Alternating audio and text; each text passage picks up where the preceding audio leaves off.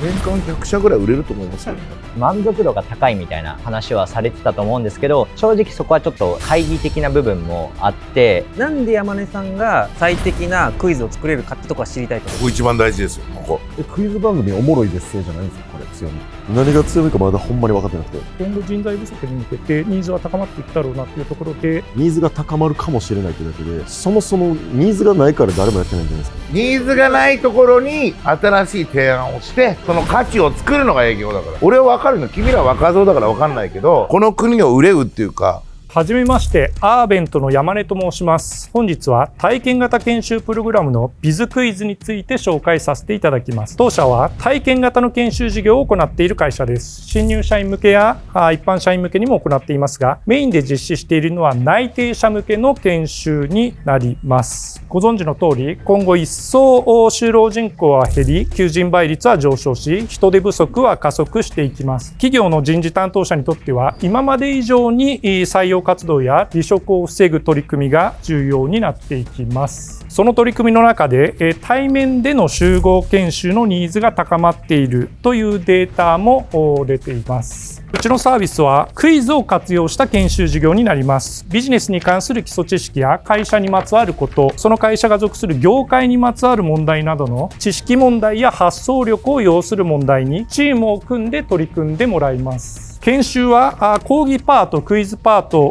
講義パートのサンドイッチ形式で行います。一方通行の講義だけではなくて、クイズパートを挟むことによって体験を通して、またその結果を踏まえて様々な効果が得られる構成となっております。自分がこの会社で将来活躍するイメージを持ってもらい、そのために自分がやるべきことは何だろうと全てを自分ごとに落とし込んでいくことで、内定辞退や早期離職を減らしていく構成となっております。メインのキャストはタレントさんにお願いしております。タレントさんにお願いすることで堅苦しくなりがちな研修がリラックスして受けられるようになりますし、また華やかで印象も良くなります。講師はキクリンさん、中井貴一のモノマネなんかをやっているタレントさんです。笑いも交えて進めてくれるのでとても好評です。他にはプロ雀士の松島桃さんやお天気キャスターの千草百合子さんなどに協力を仰いでおります。研修の概要としては1日プログラムか半日プログラムになります。推奨人数は20名から48名、それ以外は相談になります。内容や形式に関してはある程度はこちらで決まっておりますが、研修の意図などを企業様にヒアリングした上で細かいところは決めていくというセミカスタマイズ形式となっております。最後に、どの研修先でも出している問題を一つ。クイズの問題はその答えが参加者に対するメッセージになるようなものを多く出題しております。また正解するよりもチームみんなでアイデアを出し合って考えることに意義があります。よかったら皆様も考えてみてください。ぜひ皆様のお力をお借りしまして、このサービスを通じてより良い社会にしていきたいと思っております。よろしくお願いいたします。当社の研修事業は、やれば結構満足度は高いっていう、アンケートの結果が出ているのですが、とにかく知名度が少ないと、少人数でやっておりまして、営業も足りていないし、広告というか認知度アップの施策も足りていなくて、今苦労している状況になっております。今おいくつですか？51になりました。この事業に至ったなんか流れみたいなのを簡潔に教えてもらいたいです。もともとは、会計畑の出身で株式公開準備業務っていろいろベンチャー企業でやってたんですが、ちょっと趣味でクイズをやり始めまして、それともう一つは中小企業診断士っていう全般的にビジネスの全体を勉強もやりまして、全般的な知識も得たっていうのと、クイズってイン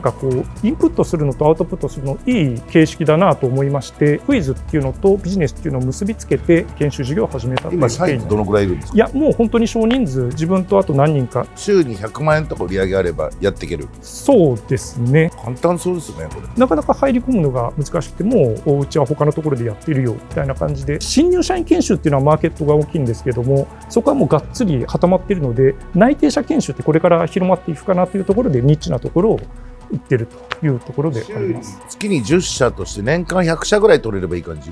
ちょっとそこだとまだ小さいので、ちょっと受けきれないところはあるかもしれないだってので1企業に対して年1回でしょ。365日だから100社ぐらいやって3、40万あれば4000万月300万400万いくからクイズの準備結構大変そうですけどね。ある程度は決まってるんですけども、その会社が属する業界のことについてもクイズ出しますので、結構勉強するので1ヶ月ぐらいは時間いただいて、そこから調べたりして問題作ることにはなりますので、6、7、8割はもう決まってて、何問ぐらいあるんですか？知識問題だったら、100問ぐらい、ただその中で60問、70問ぐらいはもともとあるビジネス問題、その会社にまつわることが例えば30、40問とか、あとは発想力問題でその会社にまつわることとか、他の形式でもやるので。研修を受けるとどうなるんですか？まず講義パートがあって、クイズパートがあって講義パートがあるんですけども、最初の講義パートではそもそも社会に出て働くことって何だろうとか、あと企業理念って何だろうとか、あと社会で活躍するためには何が必要でしょうねっていうのを投げかけて考えてもらうと、チームを組んでこれからクイズに取り組んでもらいますと。でそれで結果が出ますと、そこで最後のもう一回講義パートがありまして、じゃあ優勝したチームと優勝できなかったチーム何が違ったでしょうね、これから何を身につけてチームに社会に会社に貢献していきますかみたいな考えてもらうような構成となっております。受けた内定者は例えば会社を好きになるとか離職率がとかって具体的にちょっとどうなるのかなみたいな、みんなどういう感想だったりとか、こうだったよねどうなるんですか？内定者って大体会社説明会とか、あと社員の方のお話聞いたりして、なんとなく表面的な会社のことは分かる。プラスでこちらで会社のことについて表側とか裏側とかいろんな問題出すことで、より会社のことが多面的に分かるようになるので、会社のことはより好きになるっていうのと、その後半の講義パートではその自分がこの会社で活躍するイメージを持ってもらうような構成になっているので、内定者研修やらないところとか新入社員研修でやらないところって、あれ自分がなんでこんな地道なことやんなきゃいけないんだとか、ミスマッチが起こっちゃうのかな、自分がこの会社でどうやって活躍していくのか、そのためにはこういうことが必要だから最初は地道な仕事も必要だなっていうのをその段階でイメージしてもらうとミスマッチも起こりづらくて。山田さん営業苦手でしょ。話が長い。何の課題感に対してどういう打ち手でそれを受けたらどうなるかっていうのがご説明が長いっていうのもあって分かんないので、売るにしろマーケにしろこういう人たちに対してこうなんですっていうのがちょっと分かんないんですよ今。内定者であんまり働くってことがふわふわしてて、とりあえず内定取ったっていう、もしくはまだこの会社に入るかどうかわからない、こういう子も呼んで研修やることで、じゃあこの会社で働こうかなって内定承諾固めてもらうとか、そういう目的。山根さんこれ、はい、最低人数が20名ぐらいじゃないと盛り上がらないじゃないですか。20名新人を取る会社って多分300名とかの社員いますよね。そういう会社って人事部とかしっかりしてるからいらないんじゃないですか。モチベーションアップとか働く意味なんか当たり前に分かってるし教えてる気がしますね。ただもっと製造業とか物流とかで入れたらすぐ現場みたいなところはニーズがあると思うんですよ。でもそういうところは年間に同じ時期に20名とか採用してないかもしれないから。僕もそれ全く同じこと思ったんですけど、そこで1個提案なんですけど、これって何社かで合同でやることできないんですか？知名度を広げるために僕だったらSNS を使うんですけども、よくわかんない会社の研修の動画は見たいと思わないんですよ。だけど例えばライバル的な企業がセミナーに来てて対決するみたいな構図だったら面白いと思うんですよ。300人以下の会社同士でもライバル構造があるところだったら対決になって SNS もバズるんじゃないかなと思うんですけど、そういうことって可能なんですか？可能ですし、それはゆくゆく新入社員に限らず企業対抗のクイズ大会をやりたいなと思ってたので、可能だと思います。じゃあ人数のところはクリアできますね。人数少ないところは先輩社員に入ってもらってやることで人数は満たすもう一個いい場合ですか？があります。設問を考えるクイズ大会をやる。これ中学生とかでもできそうなプログラムですよね。運営がなぜプロにお金を何十万も払う必要ある？ただこの問題知ってますか、これ答えますではなくて、結構そのクイズの内容にメッセージが込められてまして、例えばさっきのアラン・ケイってパソコンの父と言われた人の名言、未来を予測する最善の方法は何々である、答えはこうですっていうのがメッセージになってて、それについてまた考えてもらうっていう構成になっているので、ただのクイズ番組とかワークショップだみたいになってる。けではなくて、そうですね。今どういった企業が導入されてるんですか？ですね、もう本当にバラバラで、木材会社のリーディングカンパニーさんとか運送会社とかスーパーを運営している会社とか。ブルーカラーのワーカーさん。そうなんですね。それはそういうとこの方が制約が取れてて、ホワイトカラーには取れてない。もしかしたらやっぱりその採用に苦労してて、内定出しても内定承諾取れないっていうところで、ニーズがあるのかもしれないな。今のお客さんはどういった経路で獲得してるんですか？ウェブサイトから問い合わせがあったり、日本の人事さんっていう人事のプラットフォームやってる会社さんのカンファレンスに出て講演することでリストが手に入って、そこに営業をかけてというのもありますし。なんかウェブサイトそのまま作っておいてるだけだとなんかニッチな領域でもありますし、なかなか来ないんじゃないかなと思うんですけど、SEO とか書いていらっしゃいましたけど、今のところどういう打ち手を取ってるとかありますか？営業代行にはお願いしていたり、普通に HR 業界の媒体屋とか人材紹介業とか向こう側のプランにして売ってもらって、それも考えていろいろそういう HR の会社さんに声かけたんですけども、研修の人間は採用してるけど研修プログラムそのままっていうのがあんまり採用されなくて、あんまりなんか必要とされてない。なんかその実施済みのやつのダイジェスト動画とかあります？5分とかでわかる？ありますあります。経営者に見せましたか？今まで経営者というか人事の担当者人事の担当の方が何人ぐらいに今まで見せました？ 30人40人。そのうちおーってなんかいいねって言ったの何割ぐらいですか？いや皆さんいいねとは言うんだけども、そのニーズがすぐ内定者研修をやるっていうところではない会社さんが多くて、お断りされる理由って何なんですか？そもそも内定者研修まだ予算がついてなかったり他でやってたり、だから人事の担当だから決めれないんですよ、それもあると思います。だから役員とか社長とか、本当はそこにリーチしたいですね。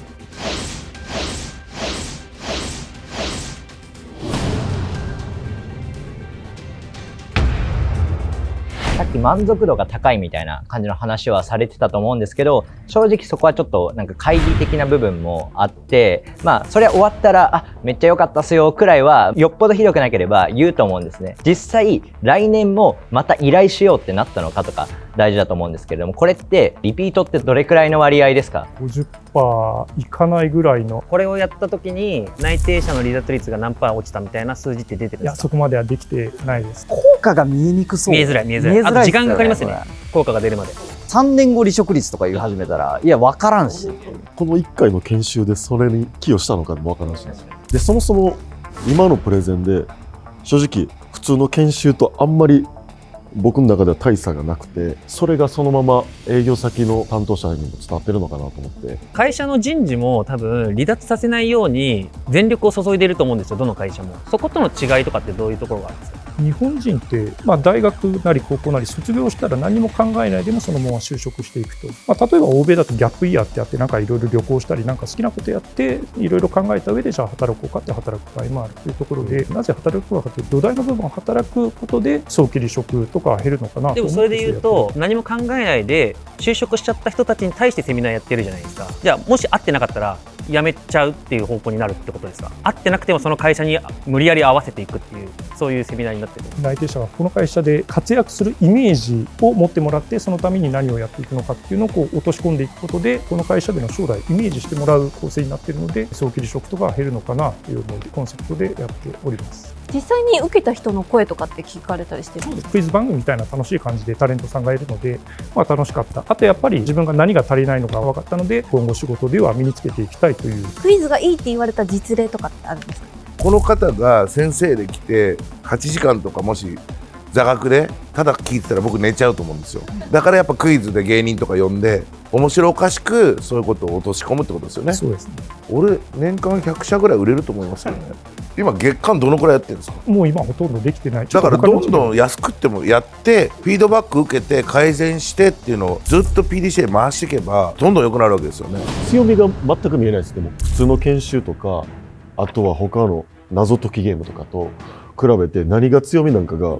いまいち僕は分かってなくて、クイズって誰でも作れちゃいそうって思っちゃうし、謎解きゲームみたいに楽しいっていうとこまでいかなそうやし、一個強みって言われたら何ですか？会社の事業をワークショップの内容に盛り込むことができると、どうしても謎解きとか他のボードゲームとかってその会社がやってることとは関係ないことをやるので、同じやるんだったら会社の事業に関することをやった方がその会社のこともよくわかるし。顧客側からの目線でいくと、なんで山根さんがそこに特化した最適なクイズを作れるかってとこは知りたい。ここ一番大事ですよ。でラーメン屋さんとかもなんかミシュラン取った人が始めたラーメン屋だったら美味しいんだろうなって予測して上で行くじゃないですか。わけわかんないおじさんがやってるラーメン屋だったらそこの予測が立たないじゃないですか。だからそこがまず必要な気がするんですよ。そこで言うと何かありますか？ちょっと痛いところ疲れてるっていうか、なるべく自分は表に出ないようにして、それじゃダメですよ。ただ一つ言えば、中小企業診断士っていうところで、全般のところは分かってるっていうのと、クイズ大会というか研修以外でもいろいろ開催しているので、多少のそういった実績はあります。クイズ番組おもろいですせじゃないですか、これ強みって。もうそれも何が強みかまだほんまに分かってなくて、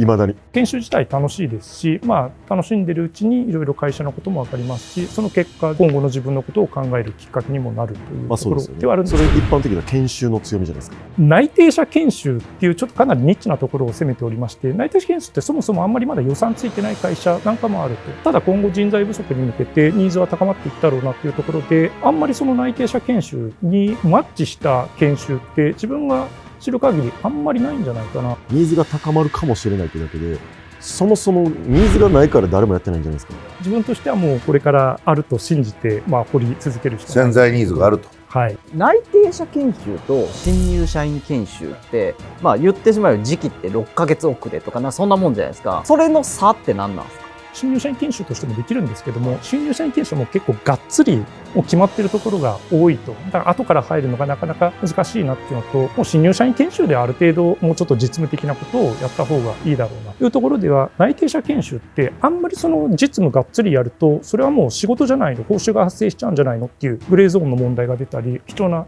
時間を使ってなんか遊びだけだったなっていうのも満足度は高くないし、半分遊び半分研修みたいなところでちょうどいい内容なのかなと思って、かつニッチなところをその通りだと思うんですけど、ガチガチの競合がいる、でも市場があるっていう分野と、市場があるかどうか分からんけど競合がいないやったら絶対前者の方が取りやすくないですか。だって強みと営業力があればゴリゴリ取っていけるわけですから、そもそもターゲティングミスってる説明。いや、そんなことないよ。会社のウェブサイトに載ってる情報からたくさん問題出しますよ。それって誰でも作れちゃうじゃないですか。だから取れていかないと思うんですよ。チャット GPT にホームページポーンとやってクイズにしてくださいでできそうな感じがしちゃう。1万円とかめちゃくちゃ安い。めちゃくちゃちょっと僕もお願いしようかな。売れてからそんなに効果が出ないとかの部分の方が気になっちゃうな。それがないものを逆にめちゃくちゃバズらせて売るっていうことが果たして善なのかみたいな。